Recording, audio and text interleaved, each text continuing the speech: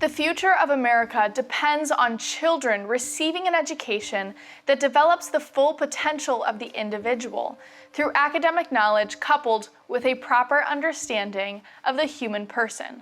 Unfortunately, the education reforms of the past 50 years, ending in what we now call Common Core, have put us in a complete shift away from traditional academic materials and values of previously successful generations.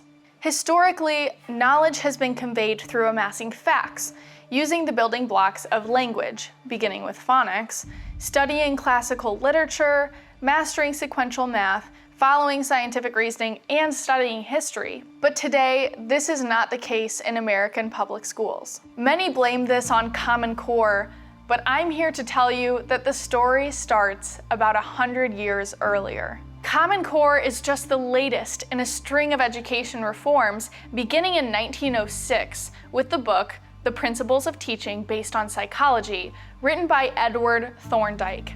These reforms were brought to the education field by behavioral psychologists in order for schools to condition children to behave and think in certain ways. These methods were focused on the socialization of the child rather than academics and the intellect. Development of individual abilities and potential would give way to social conformity of the conditioned child. The founder of experimental psychology, Wilhelm Wundt, was born in Germany in 1832. He focused mainly on studying the brain and central nervous system. He redefined psychology as having to do with the body rather than the immaterial soul, and he also worked to redefine education. Originally, education meant the drawing out of a person's talents and abilities by imparting the knowledge of languages, scientific reasoning, literature, history, and rhetoric.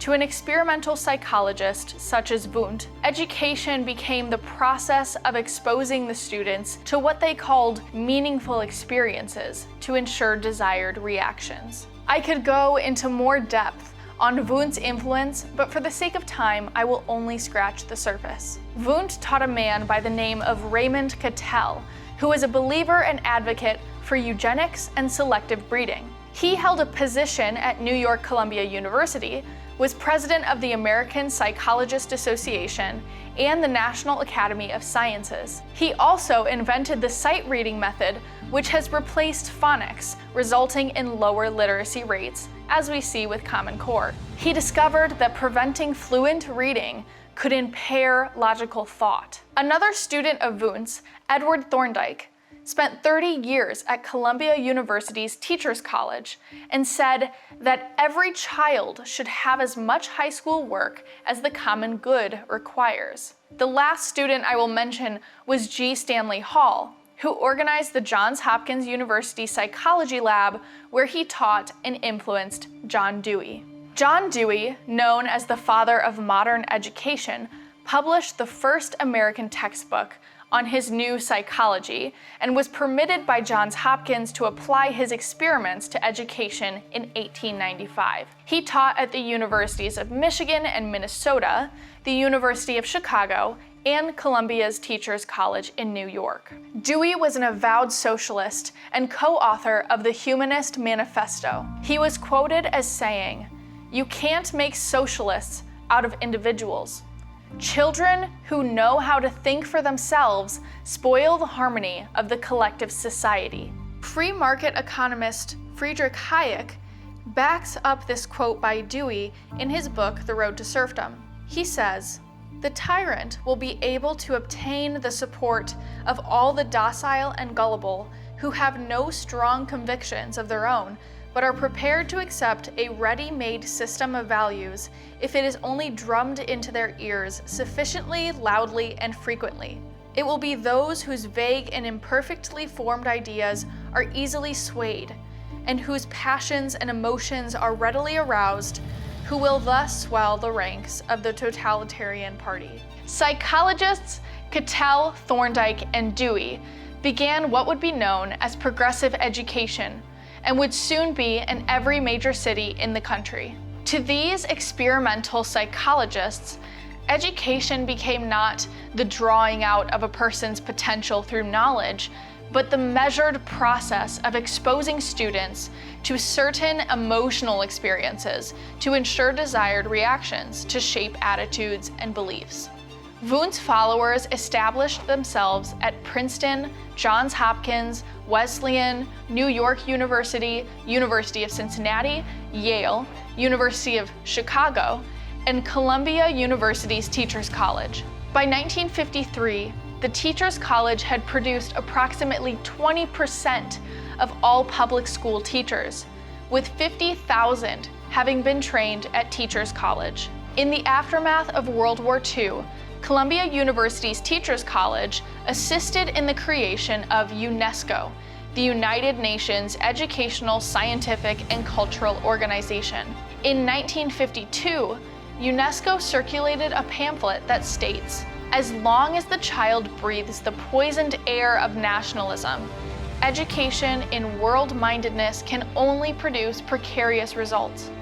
The school should therefore use the means described earlier to combat family attitudes." I mean, come on. When I was in high school, the vast majority of students remained silent during the Pledge of Allegiance.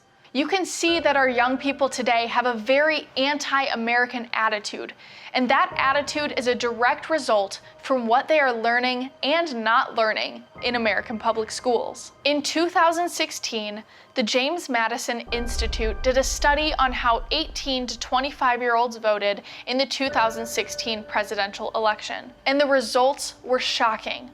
All but 5 states were blue. The reason we should be concerned is because many of these young people favored Bernie Sanders, who was the first candidate in American history to run openly as a socialist. This reflects what's being taught in our schools across the country. Textbooks have been pushing progressive ideas in schools for years, and I can attest to that because I'm a product of the public school system. We were taught that socialism is fair and capitalism is essentially evil. This indoctrination is not just in American history class, but all classes. In Florida, only about 50% of public school students can read and do math at grade level. Florida Citizens Alliance saw this problem and decided to refocus their mission towards helping students in Florida get the quality education they deserve by promoting school choice, scholarships and vouchers, and parental control.